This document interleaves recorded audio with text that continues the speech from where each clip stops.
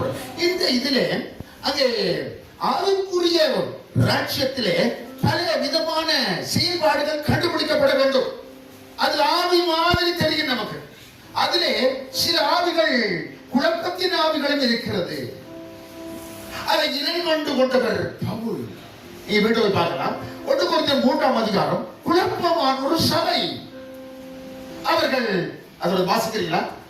வாசிக்கம் என்னது? 11ஆம் வசனமா? அவரவர்கள் காரியத்திலே அவரவர்கள் என்ன செய்கிறார்கள்?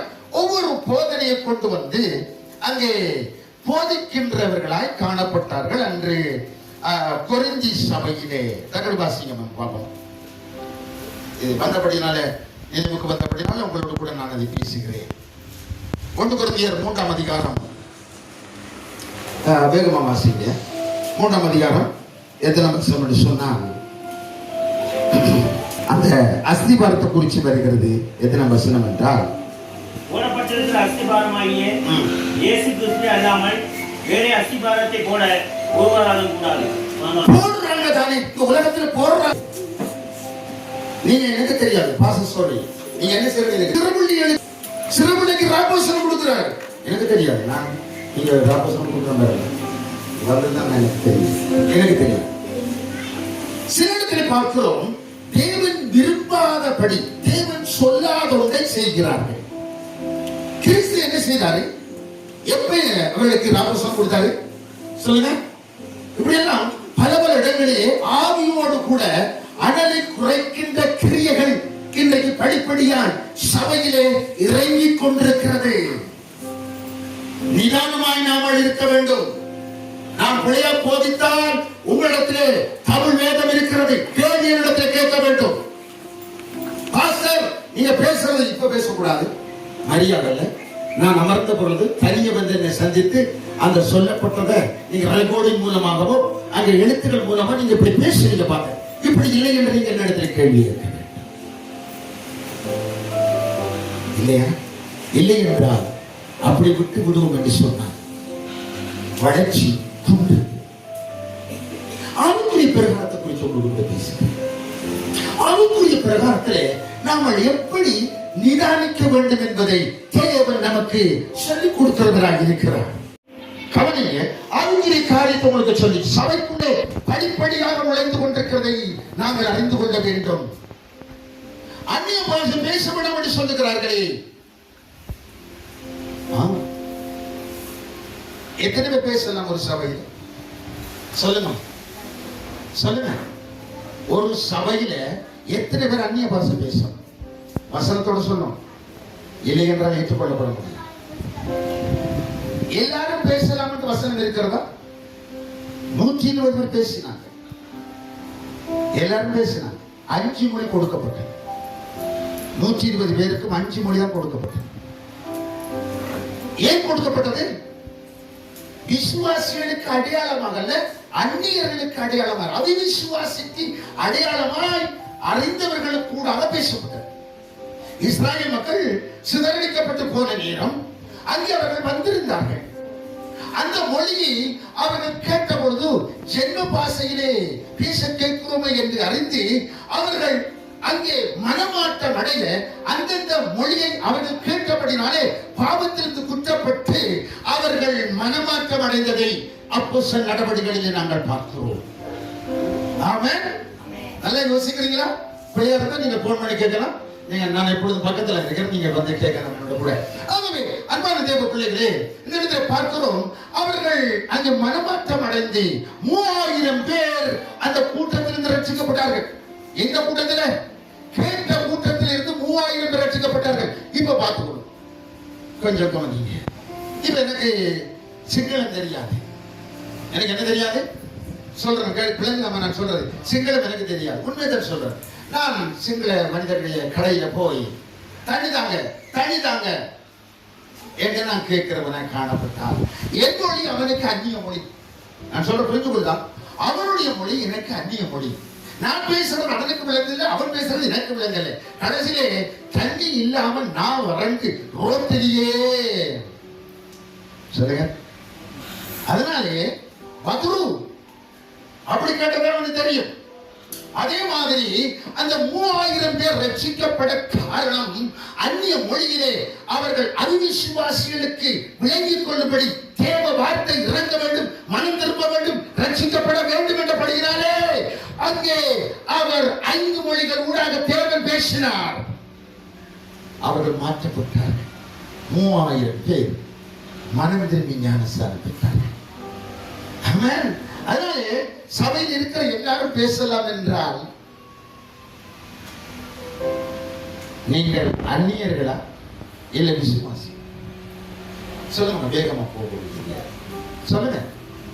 நீங்க விசுவாசி. விசுவாசிக்கு கொடுக்கப்பட்டது தீர்க்க தரிசனம்.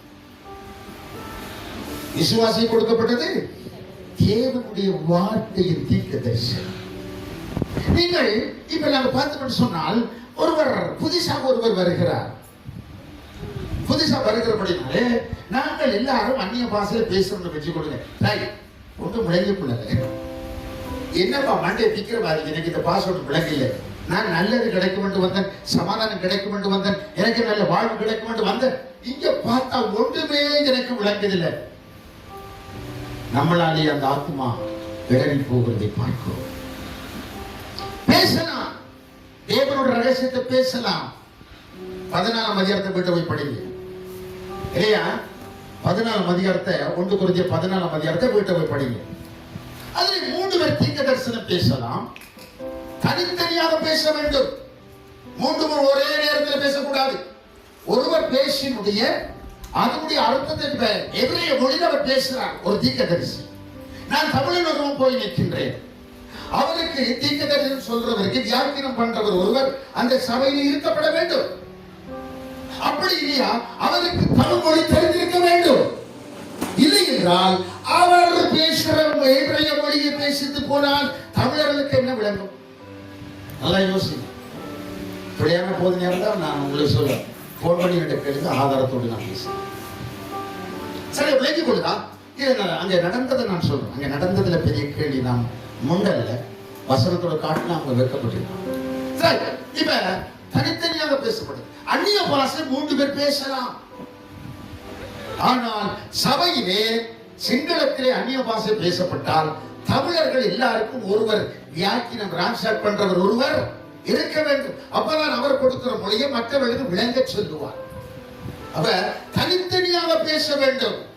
3 பேர் பேசினா விளங்கிக் கொள்ளாது. தனித்தனியாக பேச வேண்டும். அதனுடைய அர்த்தங்கள் விளக்கங்கள் தெரியாதிருந்தால் பேசாமல் இருக்க கடவுள் இல்லையா? தேவனோட ரகசியத்தை பேசலாம். நான் அந்நிய பாஷை பேசுறேன். தனிப்பட்ட ஜெபத்துல பேயை துரத்த போற நேரம் மற்றவர்களுக்கு தெரியாது. நான் என்ன சொல்லி ஜெபிக்கிறது தெரியாது. அந்த நேரத்திலே தேவனுடைய அந்த மொழியை நான் எடுத்து பயன்படுத்தி அவர்களுக்கு தெரியாமல் அந்த ஆவியை நான் அகற்றுகிறவனாய் பல நாட்கள் இருந்திருக்கிறேன். ஏனென்றால் ஒரு வசனத்தை விட்டு வந்த அதிகாரத்தில் சொல்லு. 33ஆம் வசனம் 1 கொரிந்தியர் 14:33. அவர் குழப்பத்துக்கு தேவன் அல்ல, கலகத்துக்கு தேவன் அல்ல. பாருங்க 33ஆம் வசனம். அம்மா தகவல் வாசிங்க. 1 கொரிந்தியர் 33. தேவன் கலகத்துக்கு தேவன் அப்படியே சொல்லுது. அப்ப நாம ஒரு காரியத்தை சபையில நடத்தப்படுகிற நேரம் ஆவிக்குரிய சபையை குறித்து பேசுறோம். ஆவிக்குரிய சபையை குறித்து பேசுறோம்.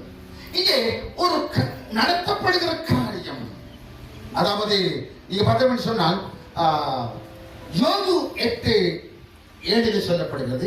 ஜோனா 4 அங்கே கீழே சொல்லப்படுகிறது. தொடக்கம் அற்பமா இருந்தால் முடிவு என்னவா இருக்குமா? சம்பூர்ணமா இருக்கும். ஒரு காரியத்தை பேச போற நேரம், நம்ம எல்லாரும் கூடி வருகிற நேரம், அங்கே முடிக்கிற நேரம் சண்டையோடு கூட ஆலயம் முடியக்கூடாது. ஒரு வார்த்தை பேசப்படுகிற இடத்துல, ஒரு ஆராதனை செய்யப்படுகிற நேரத்தில், ஒரு ஜெபம் செய்யப்படுகிற நேரத்தில் கலகத்தின் ஆவிக்கு இடம் கொடுக்காமல் நாம என்னத்துக்கு இடம் கொடுக்கிறவளா இருக்கிறோம்? சமாதானத்தின் தேவனுடைய வார்த்தைக்கு இடம் கொடுக்கிறவளா இருக்க வேண்டும். பல இடத்துல நீங்க இங்க யூடியூப்ல எடுத்து பாருங்க, பல சபைகளில் பிரச்சனை அடிமுடி வருகிறது. காரணம் விலகிக் கொள்ளாதது பிள்ளைகள். என்னமா சொல்லப்படுது? கலகத்துக்கு தேவன் அல்ல, அவர் சமாதானத்தின் தேவன். நம்மளுக்குள்ளே வந்திருக்கிறார், இங்கே ஆராதிக்கிறோம், அவரை குறித்து கேட்கிறோம். என்னத்துக்கு? சமாதானத்தோட வந்து சமாதானத்தோடு நாங்கள் போக வேண்டும் என்று தேவன் நம்மை நேசிக்கின்றார். அவன் இதை உங்களுக்கு விளங்கிக் கொள்ள ஆவிக்குரிய சபைகள் இவை பல விதமான பாஸ்டர்மார் வந்து குடும்பமாக சில வீடுகளில் வச்சு சில படிப்புகளை படிப்பிக்கிறார்கள். அது கொஞ்சம் கொஞ்சமாய் எல்லாரும் கூடுகிற இடங்களில் அது புசிய ஆரம்பிக்கிறது. இதை கவனம் செலுத்துவது நம்ம மீது விழுந்த கடமையாக இருக்கிறது. ஆமென். ஆகவே தெரிஞ்சு நான் சொல்லி இதை குறித்து நீங்கள் பிள்ளையான போது நேரத்தில் என்னோட கூட நீங்கள் பேசலாம். நான் இருக்கிற இடத்தில் நீங்கள் இங்க பார்க்கிறோம். அடுத்த காரியம், ஆறாவது காரியம், இன்னொரு காரியத்தை நான் முடிக்க இருக்கேன். ஆறாவது காரியம், கனிகள் கொடுக்கின்றது. பலன் இல்லாமல் கனி கொடுக்க முடியாது. என்ன சொல்றீங்க? ஒரு பலன் இருந்தா தான். யாக்கோபு எத்தனை பிள்ளைகளை பெற்றார்? அதை விடுவோம். யாக்கோபில் தானே போச்சு. யாக்கோபில் எத்தனை பிள்ளைகள் பிறந்தது? தெரிஞ்சாலும் ஒரு கை வச்சு சொல்லுங்க. இது தெரியாதா? சரியான தீனாள் என்ற சகோதரியும் பிறந்திருக்கின்றார். 12 கோத்திரத்தில் ஆண்கள் 12 பேர், தீனா என்ற பெண்ணும் அவர்கள் வழிநடத்தப்பட்டு கூடாரம் இறங்குற நேரத்தில் அந்த கிராமத்தில் இருந்தவர்கள் தன் சகோதரிகள் சேர்ந்து வர வேண்டும், விருத்தை செய்யப்பட வேண்டும். அன்று ராவிலே விருத்தத்தினை செய்தாலும் வேதனை நோம் இருக்கும் இல்லையா? நல்லா கொரட்டடிக்கிற அப்படியே போந்து தீனாளுடைய தமையனும் தம்பி எல்லாம் சேர்ந்து அவளை பேரை வெட்டி புறஜாதிகளோடு கூட நாங்கள் இணைக்கப்படக்கூடாது. ஆமென். அல்லேலூயா. விளங்காக நான் சொல்ற காரியம், நம்மளுக்குள்ளே பலன் இருக்க வேண்டும். நம்மளுக்குள்ளே ஒரு ஜெபிப்பதற்கு நமக்கு ஒரு பலன் தேவை. தேவனிடத்தில் நடந்து வந்து ஆலயத்துக்கு வருவதற்கு ஒரு பலன் தேவை. சாப்பாடால மட்டும் நமக்கு பலன் வருகிறது அல்ல. தேவனுடைய பலம் வார்த்தையை வாசித்து வார்த்தையை உட்கொண்டு நாங்கள் அதுபடி செயல்படுகிற நேரம் மட்டுமே நம்மிடத்திலே காண்டாமிருகத்துக்கு கொத்த பலத்தை தேவன் நமக்கு கொடுக்க வல்லவர். மோசேஸ் 120 வயது, அவன் குருடனாக இருந்து நித்திரடைந்தான் என்று சொல்லப்படுகிறது. அப்படியா? அவன் குருடன் 120 வயதிலையும் அவன் பார்வையுடையவனாய் இருந்தான். அவன் எப்படி கண்ணுக்கு எப்படி அவனுடைய காரியம் இருந்திருக்கிறார் பாருங்க. நம் தேவனுக்கும் மற்ற தேவனுக்கும் அநேக வித்தியாசங்கள் உண்டு. நீங்கள் ஆராதிக்கின்ற தேவன் அவர் ஆவியாய் இருக்கிறார். அவரை தொழுது கொள்கிறவர்கள் ஆவியோடு